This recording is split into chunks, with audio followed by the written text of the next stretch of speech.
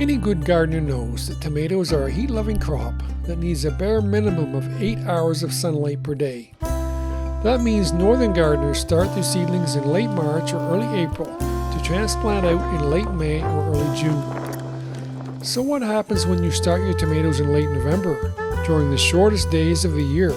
Can you grow tomatoes in the dark? Hello, this is Stephen from Short Season Garden, and I offer tips and tricks for gardening in any climate, but especially for short seasons like here in Zone 3 in Eastern Canada. So give my video a thumbs up and a comment, subscribe to my channel, click the notification bell, or you can check me out on Instagram or Facebook at Short Season Garden. So if you've been following my channel, you know that I had a friend cut open a Carolina Gold F1 hybrid tomato in November to find that the seeds had sprouted inside the tomato.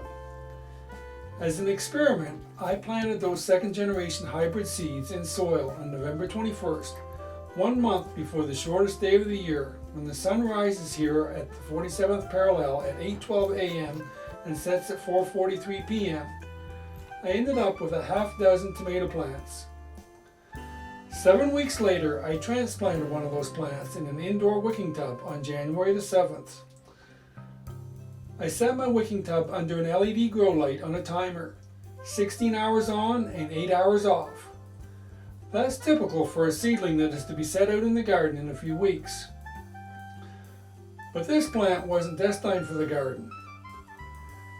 Of course, the light just wasn't enough, and the plant became leggy and kept stretching toward the light, which I had to keep raising.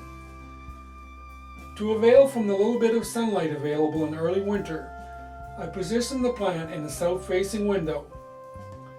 Since the plant was in potting soil with very little nutritional value, I used a seaweed-based liquid fertilizer with each watering.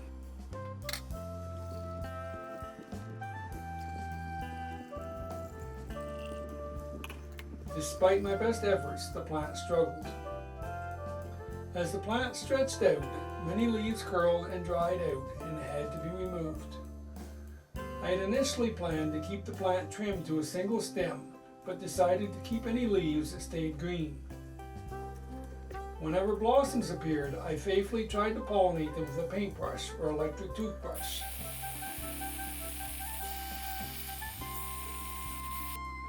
Most, however, dried up or dropped off.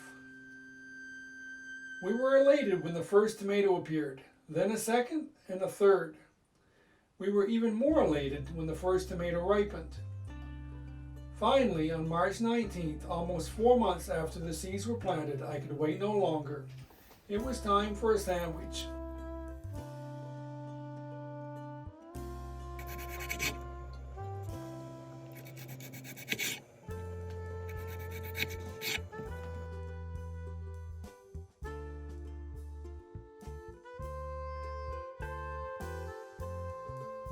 Admittedly, the low-acid yellow tomato was a bit of a disappointment and couldn't begin to compare to my heirloom brandywine or black creme tomatoes harvested in late August, and the 3 tomatoes per plant would be a dismal harvest in the summertime, but it was a fun experiment.